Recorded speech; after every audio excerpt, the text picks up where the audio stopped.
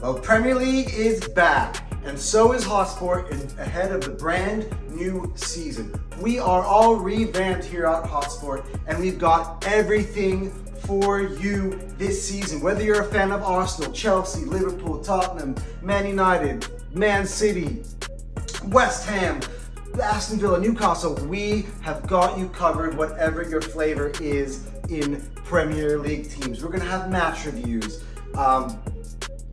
instant reactions, analysis, predictions, and every once in so often, and hopefully more often than not, some awesome guests for you this season. We have got you covered for the Premier League right here on Hotspur. Last season, Aston Villa made a surprise run to being in the Champions League last season. We take a look at the primary candidates of who amongst the non-top six can really surprise this season.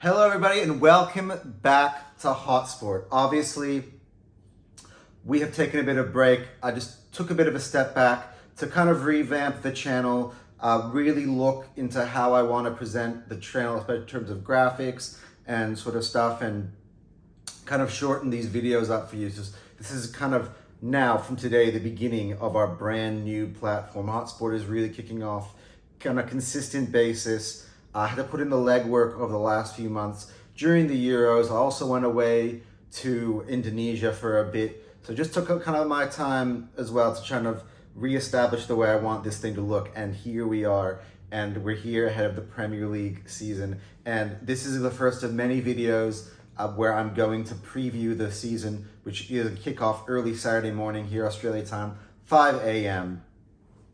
Also, by the way, as a side note, NFL season is coming in about 3 weeks' time.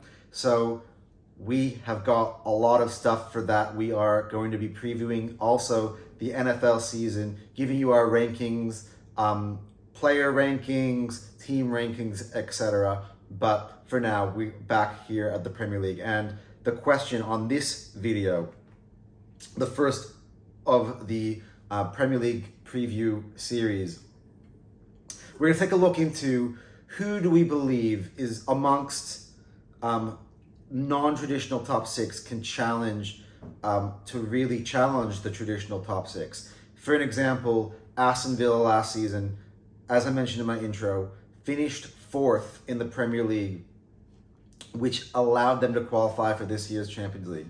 The year prior to that, Newcastle did a similar feat, finishing fourth and in the Champions League positions. So who will do that this year? We have a few candidates for you.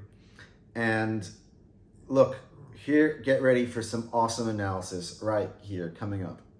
But before we get started, make sure you're hitting the like on the video. We are ramping up again. We are still stuck at a relatively low number of subscribers and likes for my liking for me to rebuild this channel, which is okay, we've taken a break. But now, smash the hell out of that like button and let's go. Well, the first obvious candidate is the aforementioned Aston Villa, who finished last year in fourth, ahead of Tottenham, ahead of Chelsea, and ahead of Manchester United. So very impressive season last year for them.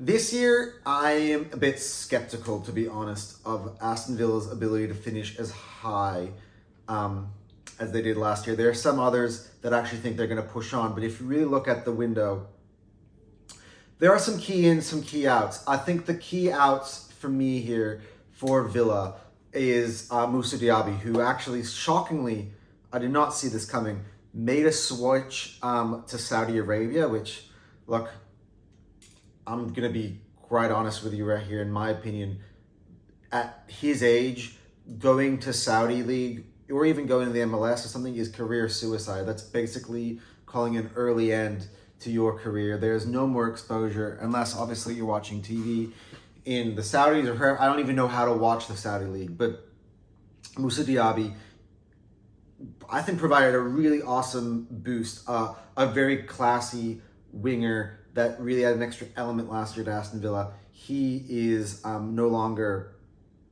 in the team. Also no longer in the team is Douglas Luiz, who I think due to PSR issues, Douglas Luiz had to kind of be sold on the cheap to Juventus. So he's been linked for the last few years with a lot of other Premier League clubs, but he ended up going to Juventus. They did acquire Amadou Onana from Everton, which I think is if you're going to lose a guy like Douglas Luiz, Amadou Onana I think is somewhat on that level and actually is a bit younger, so I think has the potential to even maybe be an upgrade in midfield. I thought he's been great for Everton the last few years, but he's going to really add a lot to their midfield. Also in was Ian Maatsen, who played at fullback for Borussia Dortmund and played in the Champions League final. He obviously was on loan from Chelsea. Now they've bought him permanently from the Blues. So Ian Maatsen is going to be a pretty significant addition to Aston Villa. And just finally, just notably, they did bring in Ross Barkley, who was at Luton last year. But I still think that Ross Barkley is not the phenom that was at Everton and played a little bit at Chelsea. I just kind of think that he's kind of out of it at the moment in terms of that. But he had a good rebound season, back on the radar last year with Luton. Now he's got an opportunity here with Aston Villa. The reason why I'm skeptical,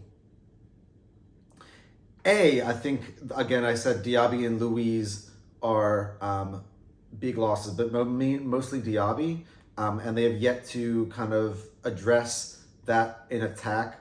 Obviously, they got Ollie Watkins and Leon Bailey, who I think were phenomenal for them last year. But Moussa Diaby was the player that really took them from being lower mid-table to top four. So Unai Emery again will be back, and he's going to have to navigate a Champions League. But that's another thing, though. 8 games this year in the Champions League. That's 8 extra games for Villa that they did not have to play last year. Now, granted, Villa did make their top 4 journey while also playing in the Conference League. That is obviously a valid point.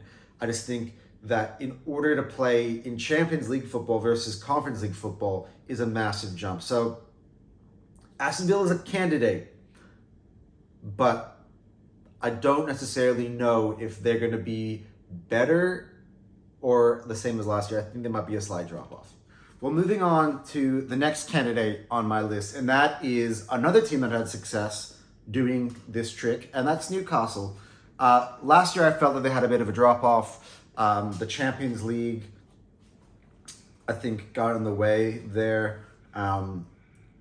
They had a good stretch of games in certain times, and they did push at one point at the end, but they didn't quite make it. In fact, they missed out on Europe altogether due to Manchester United's victory in the FA Cup.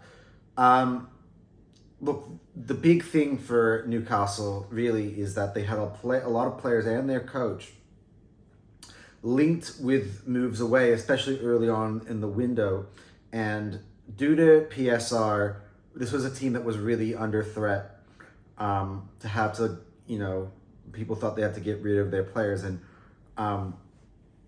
maybe that was in order for them to be able to have room to make additions. But as of right now, Newcastle United have had Bruno Guimaraes linked with Man City and Arsenal. That deadline passed for his release clause, and that never happened. Alexander Isak was linked towards the end of last season with Arsenal. I think that was more of a pipe dream more than anything. Although, as a Gooner myself, Alexander Isak would be perfect, but I just think that the price, plus the fact that I think Arsenal right now have made it pretty public that they are not in favor of state-owned clubs, and in terms of,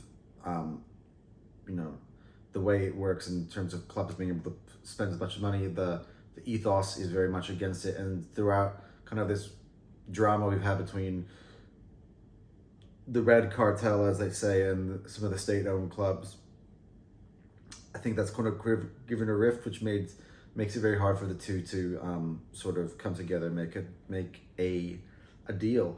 The other one is Anthony Gordon, who's in recent weeks has been linked away with a move to Liverpool. My personal thought on it is I highly doubt that were to happen. I think that, for instance, Liverpool would have to probably sell someone like Diaz in order to make way for Anthony Gordon. And obviously Anthony Gordon, I used to play for Everton, so he's from the area. But I just think he's going to stay at Newcastle. Of course, the window is very unpredictable, and you never know. One day you get a report from Ornstein or Fabrizio, and he's gone. But at the moment, I feel he's going to stay, and that's a massive one for Newcastle to keep. And the other one, again, was linked with a move away, was Eddie Howe after the sacking of Gareth Southgate at England, after his resignation as England manager. Eddie Howe is a manager who's been heavily linked with the job, particularly because he's English, and of all the English managers, I actually think he's probably the most suited to the role. One of the candidates I would probably want for England. But I still think England have time to make that search, and they want to make sure that they properly appoint a new manager. So I think Eddie Howe stays at Newcastle, which is huge. Player that, again, I think can bring them over the top and been linked heavily with the move to Newcastle is Mark Guehi, who was really awesome. I thought was the best defender for the Three Lions on their way to the Euro final. But a few bids have gone in. A bid actually has gone in this morning. Nowhere near the valuation of what Crystal Palace want from Mark Guehi. So something to take a look at, but I have a feeling that transfer actually will probably happen, and that will be a massive upgrade, I think, for Newcastle. But I think the biggest thing is that, look, they're not going to have to play that many games in comparison to last year. No European football means that they can basically focus on the Premier League, and they can really challenge that top four spot. Again, they've done it before, and I actually think this team is better personnel-wise. Obviously, losing Tonali to the suspension, I don't know when he comes back. That I haven't really done enough research from. If he comes back this year, that's another massive boost for Newcastle.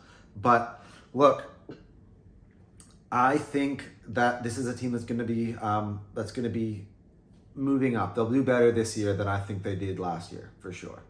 And the team that I really am backing this year to make this push, potentially for the Champions League, this is going to be crazy. I think this is going to be an exciting season for West Ham United. I am loving the business they did, starting with the manager. I think that, look, David Moyes won them a title, right? I'm in Conference League.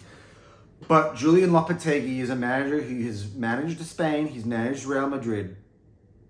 He is an elite manager. And I think the style of football West Ham will probably enjoy more. And I think they are going to be taking a step forward. And I've loved all of the players that they've brought in. Most notably, Nicholas Fulkreek, who has really had a massive last few months. Obviously made it to the Champions League final with Borussia Dortmund and played a massive role for Germany at the Euros. He came off the bench to score some critical goals. He was sort of the roll of the dice that Julian Nagelsmann would always seem to take. He would throw him on and he would make a difference for Germany. And I love it for West Ham. The guy is always amongst the goals. He always is threatening. And I think he's going to do well, with the likes of Jared Bowen and Mohamed Kudus. Lucas Paquetá seems to have avoided any legal issues, at least for this year. And man, I think they're really going to be on the up. They've also added Crescencio Somerville from Leeds. Really, really pacey, exciting, tricky winger. Obviously, he used to be in the Premier League with Leeds a couple seasons ago. I really liked what I saw of him then, and he lit up the championship last year. So he's, again, I don't necessarily know if he gets into their first 11, but this is somebody who can really make an impact for them and gives them a lot of options. Guido Rodriguez, the Uruguayan international, has come in. Uruguayan or Argentinian? Argentinian international comes in. That adds some more depth in midfield. I love the addition of John Claire Todibo to the back line, as well as Max Kilman. So I think they've really strengthened in defense. I actually think that Todibo and Kilman could be the starters for West Ham. Zuma is now been transferred out, but I think that they've really strengthened the back line, have the Hammers. And as well to that back line is Aaron Wan-Bissaka. As of this morning or last night, he leaves Manchester United and he joins West Ham. So I think they've really loaded up. They were a team that I believe they finished 9th last year.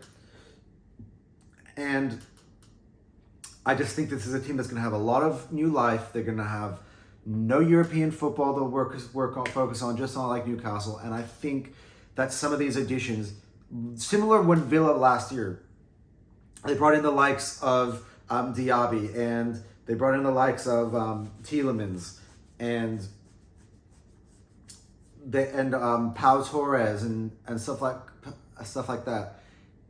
They really pushed and they upgraded last year, and I think it brings an element of excitement into the building. So I think West Ham, you guys should be really looking forward, I think, to this season. And whether or not you actually make the Champions League or make it around 5th or 6th, you have the ability, I think, with this to surprise and do stuff. Obviously, I'm going to cover some of the big 6 now in my next video. But of these 3, again, any of these, I think the lowest that any of these teams will finish is 9th.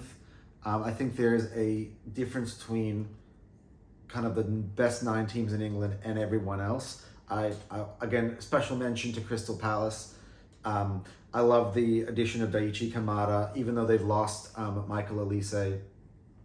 But again, we've spoken about Gehi. Does he make his move to Newcastle, or is he going to be still a Crystal Palace player? That's really important. And of course, Eze's future is also in the balance. So they're an outside shout, but I don't think to make the Champions League, but I think that's your solid top 10.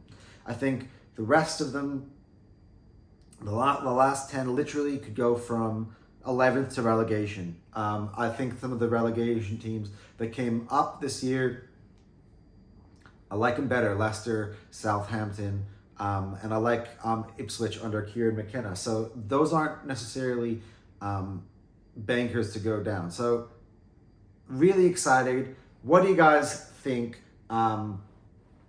Let me know in the comments section below. Do you like any of these? Is there somebody else maybe that I've not listened today that you think could make that surprise rise and push for the Champions League? And for people to be thinking, oh, at some point they're going to drop off, and they actually end up sticking. Who do you think? Let me know in the comment sections below. But for now, guys, remember, like and subscribe, and we'll see you on the next video.